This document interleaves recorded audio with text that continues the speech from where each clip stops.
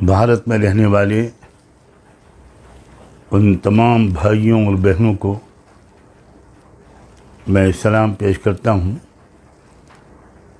जिनके अंदर अभी इंसानियत बाकी है। अब मुझे सलाम का ये अंदाज़ इसलिए इख्तियार करना पड़ रहा है कि ऐसा लग रहा है कि बड़ी तेज़ी के साथ भारत की आबादी में ऐसे लोगों की संख्या, ऐसे लोगों की तादाद बहुत कम होती जा रही है जिनको इंसान कहा जा सकता है। रेल में सफ़र करते हुए एक आदिवासी पुलिस इंस्पेक्टर को उसका जूनियर गोली मारकर हलाक कर देता है और फिर 3 अलग अलग कंपार्टमेंट्स में जाकर ढूंढ कर 3 ऐसे मुसलमानों को अपनी हैवानियत का शिकार बना देता है जो देखने में भी मुसलमान नज़र आते हैं। और फिर तड़पते हुए लोगों को देखकर वो कहता है कि अगर तुमको इस मुल्क में जीना है तो मोदी और योगी को वोट देना है। रात के अंधेरे में एक मस्जिद में घुसकर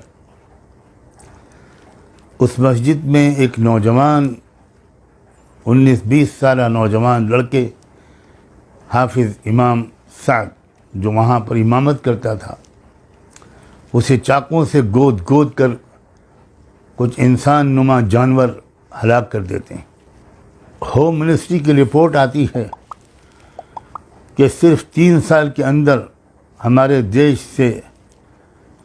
देश में 13 लाख से ज़्यादा लड़कियां और महिलाएं मिसिंग हैं, लापता हैं। कुछ खबर नहीं कौन दरिंदा उनको कहाँ भगा ले गया, कुछ खबर नहीं कौन सी लड़कियां जानबूझकर अपना घर छोड़कर चली गई, किनको किडनैप कर लिया गया, किनको रेप करके मौत के घाट उतार दिया गया। क्या अब भी हम नहीं जागेंगे? अब भी हम हिंदू मुस्लिम करते रहेंगे? अब भी हम इलेक्शन का खेल खेलते रहेंगे?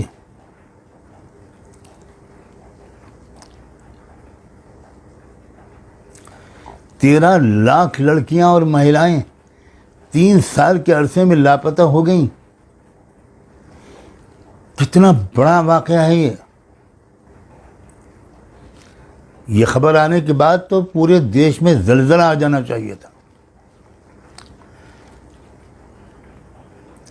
ये 3 साल वही हैं जिसमें बीजेपी और आरएसएस की सरकार है। क्या मैं अपनी बहनों से, क्या मैं अपनी बेटियों से, किसी भी समाज की हों, किसी भी धर्म का पालन करती हों, किसी स्टेट में रहती हों, क्या मैं अपनी बेटियों और बहनों से ये अपील कर सकता हूं कि अब खड़ी हो जाओ? ये पूरा महिलाओं का वर्ग जिस बुरी तरह जुल्म और सितम का शिकार है, जिस तरह औरतों के और लड़कियों के हुकूक मारे जा रहे हैं, उनकी इज्जतें लूटी जा रही हैं, उनको रेप करके टुकड़े करके उनको फेंका जा रहा है, फ्रिज में रखा जा रहा है। क्या अब भी हमारे देश में कोई ऐसे लोग नहीं हैं जो सिर्फ इस मुद्दे को लेकर महिलाओं से कहें कि उठ जाओ अपनी इज्जत की हिफाजत के लिए, भूल जाओ कि तुम मुसलमान हो या हिंदू हो, तुम सिख हो, तुम क्रिश्चियन हो, तुम एमपी में रहती हो या मणिपुर में रहती हो, दिल दर्द से फटा जा रहा है। अब मैं अपील करता हूं मैं आदिवासी तमाम संगठनों से अपील करता हूँ, अलग आप लोग सब काम कर रहे हैं। अब आप सोचिए ज़रा, ये 3 मुसलमानों को और एक पुलिस ऑफिसर को जो आदिवासी था, ट्राइबल था, उसको गोली मार देता है एक शख्स। क्या अब आदिवासियों और मुसलमानों को बिल्कुल इकट्ठा नहीं हो जाना चाहिए? जालिम तो दोनों को एक नज़र से देख रहा है, लेकिन ये दोनों जालिम को अलग अलग नज़र से अगर देखेंगे तो कैसे मुकाबला कर पाएंगे? कम से कम मेरी नॉलेज में नहीं आया कि किसी आदिवासी लीडर ने मुसलमानों पर होने वाले मुसलसल जुल्म के खिलाफ आवाज़ उठाई हो। मैं एक बार फिर दोहराता हूँ, मेरे इल्म में नहीं आया, मेरी नॉलेज में नहीं आया। मैं आदिवासी तमाम भाइयों और बहनों से, उनके लीडरों से, उनके जो संगठन हैं, जो संस्थाएं हैं, उनसे निवेदन करता हूँ, और उनसे भी और तमाम लोगों से भी, कि जब दूसरे समाज के किसी शख्स को निशाना बनाया जाए तो सबको उसके खिलाफ बोलना चाहिए। सिर्फ उसी समाज के लोगों को नहीं बोलना चाहिए जो जिस समाज से ताल्लुक़ रखता हो वो शख्स जो विक्टिम बना है, जो निशाना बना है। अब तो ये खुला एक ऐलान जंग है। हर चंद घंटे के बाद कुछ नए वाक़यात, कुछ नई घटना की खबर आती है। एक ईमानदार पुलिस ऑफिसर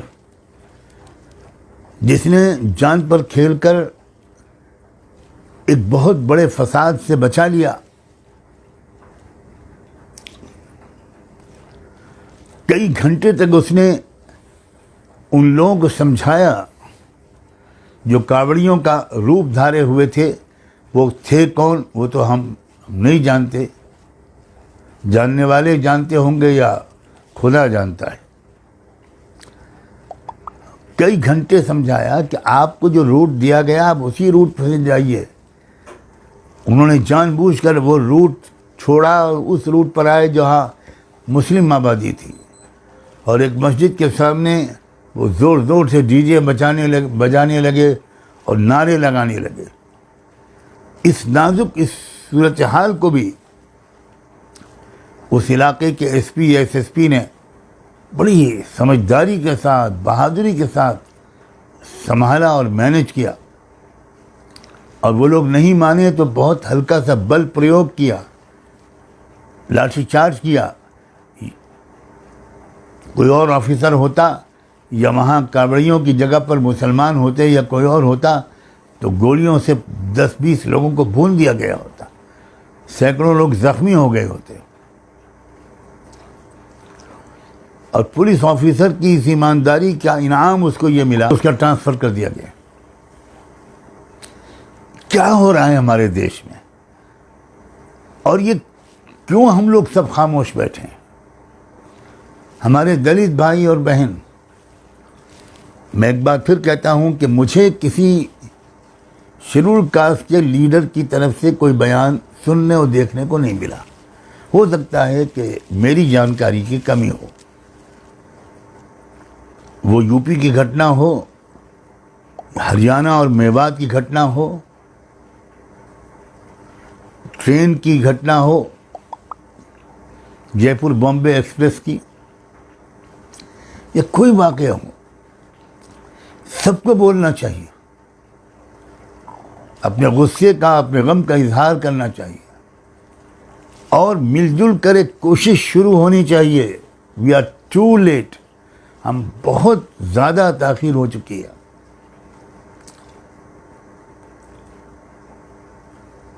जिस कौम का ज़मीर इस तरह मर जाए, जहाँ इस तरह के वाक़यात एक नॉर्मल हो जाएं, यह है न्यू नॉर्मल जिसका हम लोगों ने चर्चा सुना था। यह है न्यू इंडिया, और अब तो इंडिया कहना भी मुश्किल है। यह नया भारत, इसका निर्माण करना चाह रहे थे हमारे संघ परिवार के लोग। और भारत सरकार के लोग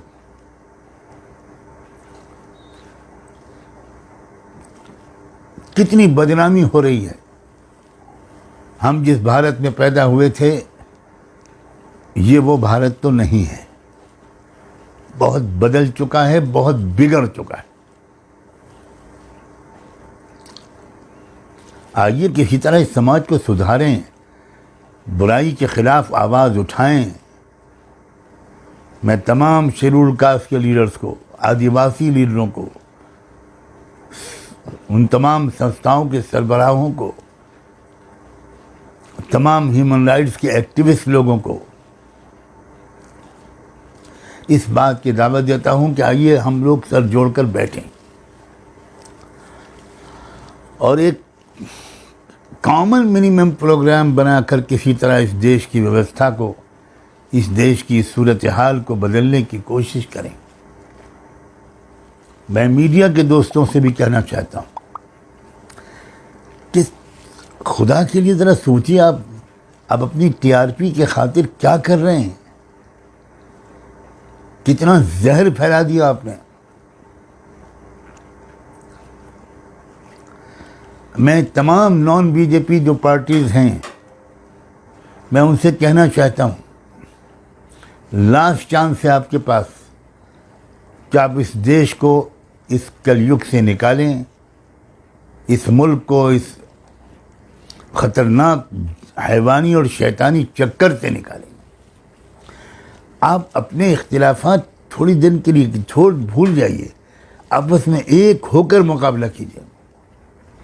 मैं यूपी, बिहार, बंगाल और महाराष्ट्र के लीडरों से ख़ास तौर पर अपील करता हूँ कि आप बिल्कुल एकजुट हो जाइए और एक बिल्कुल एक कॉमन स्ट्रेटजी बनाइए। और ये जो आपने उम्मीद दिलाई है कि हम सब मिलकर एक कैंडिडेट उतारेंगे बीजेपी के कैंडिडेट के मुकाबले में, एक ये कदम आपने अगर उठा लिया तो आप भारत के इतिहास में आपके नाम गोल्डन वर्ड से लिखे जाएंगे, हालात बहुत बेहतरी की तरफ चले जाएंगे। ये आप ज़रूर कदम उठाइए, ज़रूर कदम उठाइए, करोड़ों आवाम की तरफ से, कमज़ोरों और मज़लूमों की तरफ से, दबे कुचलों की तरफ से, scheduled caste, scheduled tribe, OBCs, minorities, सब की तरफ से मैं आपसे ये हाथ जोड़ के दरख्वास्त करता हूँ। मुझे उम्मीद है कि आप इस पर ध्यान देंगे। मैं आखिर में एक दो बातें और कहना चाहता हूँ। मेरी जानकारी में नहीं है कि अभी तक रेल मंत्री ने कोई कदम उठाया है, कोई ऑर्डर पास किया है या कोई स्टेटमेंट दिया है आरपीएफ के इस खूंखार दरिंदे को कानून के अंदर लाने के सिलसिले में। क्या चार्जशीट बनेगी, कौन सी एफआईआर दर्ज की गई है और किन धाराओं में ऐनी गवाहों के साथ इस केस को लड़ा जाएगा ताकि कैपिटल पनिशमेंट से कम इस दरिंदे को कोई सज़ा न मिले भारतीय कानून के मुताबिक। मैं फिर कह रहा हूं कि मेरी जानकारी में नहीं, हो सकता है कि उन्होंने कोई बयान दिया हो और मेरी नज़र से अभी न गुजरा। इसी तरह होम मिनिस्टर साहब, उनका भी कोई बयान मेरे सामने नहीं आया। मैं ये उम्मीद नहीं करता कि इतने एक्टिव हमारे होम मिनिस्टर, अभी तक उन्होंने कोई इस सिलसिले में साफ बयान जारी न किया हो। लेकिन मैं सिर्फ ये कह रहा हूँ कि मुझे अभी उनके किसी बयान के बारे में जानकारी नहीं मिली। दुआ करता हूँ और उम्मीद करता हूँ कि उन्होंने कोई बयान और कोई इंस्ट्रक्शंस जारी कर दिए होंगे। फिर इससे भी आगे बढ़कर इस खूंखार दरिंदे ने दो नाम लिए, हमारे मुल्क के रिस्पेक्टेड प्राइम मिनिस्टर का और उत्तर प्रदेश के ऑनरेबल चीफ मिनिस्टर का। यकीनन इन दोनों ने कोई बयान जारी किया होगा कि हमारा कोई ताल्लुक इससे नहीं है, हमारी कोई जिम्मेदारी नहीं है और हम स्ट्रांगली कंडेम करते हैं और इसको हम लाएंगे, इंसाफ के नीचे कानून नाफिज होगा। हमारे उत्तर प्रदेश के चीफ मिनिस्टर तो एक धार्मिक रहनुमा भी हैं, उनसे भी यकीनन मुझे ये उम्मीद है। प्राइम मिनिस्टर तो एक इंटरनेशनल शख्सियत हैं। मेरी जानकारी में अभी तक नहीं आया। मैं इंतज़ार भी कर रहा हूँ, दुआ भी कर रहा हूँ। और अगर आप में से किसी को कुछ मालूम हो कि हमारे दोनों इन बड़े लीडरों ने, प्राइम मिनिस्टर ऑफ इंडिया ने और चीफ मिनिस्टर ऑफ यूपी ने, कोई बयान जारी किया है, कोई कदम उठाया है, तो मुझे ज़रूर मुत्तला करें। ये अजीब अफसोस की बात है, 3 मुसलमान बेगुनाहों को जो बेचारे ट्रैवल कर रहे थे, सफ़र कर रहे थे, न कोई जुलूस में थे, न कोई जलसे में थे, न बोल रहे थे, न कोई प्रोटेस्ट कर रहे थे, उनको गोली मार दी गई। तो इन दोनों को तो बहुत खुलकर सामने आना चाहिए कि ये हमारा नाम लेकर बदनाम किया गया है हमको। हम किसी कीमत पर इसको बर्दाश्त नहीं करेंगे। अगर इन दोनों ने बयान जारी कर दिया है तो मैं वो बयान सुनना और देखना चाहूँगा, और मुझे उम्मीद है कि उन्होंने जारी कर दिया होगा। लेकिन अगर नहीं किया तो मैं इस पर अपने ताज्जुब ही को ज़ाहिर कर सकता हूँ और ये रिक्वेस्ट कर सकता हूँ कि विदाउट एनी फर्दर डिले, मज़ीद ताख़ीर किए बग़ैर, ये दोनों लीडरान इस बात को कंडेम करें। कितनी हैवानी गैर कानूनी हरकत इन दोनों का नाम लेकर की गई है। एक नाम और सुनाई पड़ रहा है उस वीडियो में, ठाकरे। मेरी समझ में नहीं आ रहा इससे कौन से ठाकरे मुराद है। क्या अगर उद्धव ठाकरे जी मुराद हैं, क्योंकि ये महाराष्ट्र में घटना हुई है, तो अगर ये उद्धव ठाकरे मुराद हैं तब तो उद्धव ठाकरे को तो खुलकर सामने आना चाहिए, उनको प्रेस कॉन्फ्रेंस करनी चाहिए और स्टेट का मसला है तो स्टेट को बहुत ज़ोरदार अंदाज से इस शख्स के ख़िलाफ़ एक मर्डर का केस चलाना चाहिए, सारे सबूत सामने रखने चाहिए। ये ज़िम्मेदारी है स्टेट के चीफ मिनिस्टर की भी और स्टेट के एक बड़े लीडर मिस्टर उद्धव ठाकरे की भी। बस मैं इसी पर अपनी बात को मुकम्मल करता हूँ। आप सब ने मेरी बात सुनी, इसका बहुत बहुत शुक्रिया। खुदा हाफ़िज़।